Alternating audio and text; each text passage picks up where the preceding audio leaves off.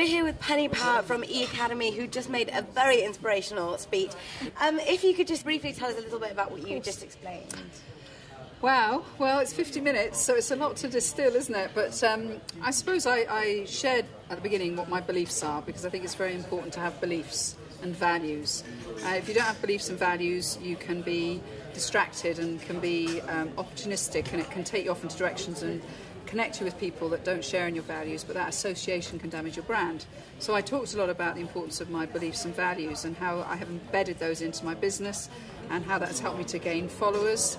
I talked about being very careful as young entrepreneurs about following the wrong role models, because we follow role models that look wealthy, but they haven't necessarily grown up in the social world that we're in now, and therefore they haven't had to build a business based on contribution, based on their reputation. They can be bullies, they can be nasty people, yet they've still been able to become wealthy. And online that doesn't exist anymore, because it's really the nice people that are going to be able to feed themselves. Because people's reputations matter online, and if people don't want to be their friend, if they don't want to associate themselves with them, those people will not be able to feed themselves. And so it's very important to have a set of ethics and beliefs and be polite and respectful to others, and to seek followers, not customers.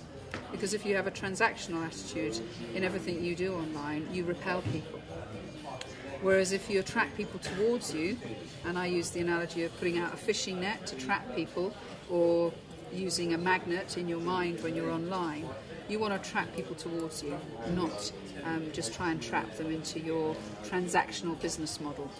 When you have followers, your business grows, and it grows very strong through that. If you could cut it down to 3 top tips for young entrepreneurs out there, what would you say are the top tips for you?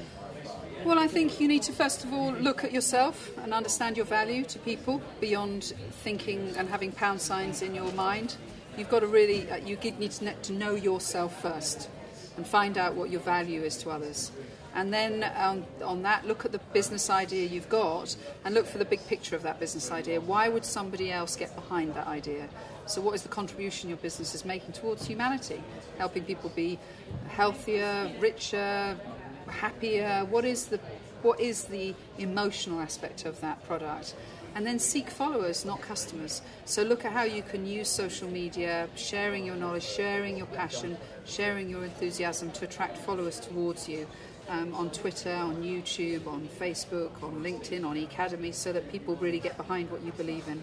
Do you think that events like this are really good for young entrepreneurs to sort of get their foot in the door and network? I think it's a fantastic idea. I think that what's important for anybody running conferences and events is they get the right type of speakers, and a lot of that comes down to what's the values of that business as well. And I think I love the speakers and the judges that Shell LiveWIRE have been brought into this, because I think they have the right values for today's world. I think you can go to events, where I have been to some, where they're the wrong speakers and they can take people, really take them into the wrong set of values. And we have a big responsibility when you put an event together, because you're getting into people's minds. And they're sitting writing things down and they're thinking that's the oracle, that's the answer.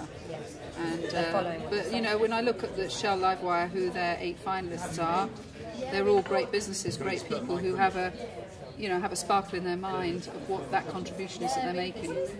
Yeah, they're all very good businesses. We had a look at them earlier. Yeah. What would you say for them? Obviously, there's the economic climate. What would you say is the main barrier at the moment? Would you say that is economic, or maybe a personal barrier that people put up by not opening themselves and sharing?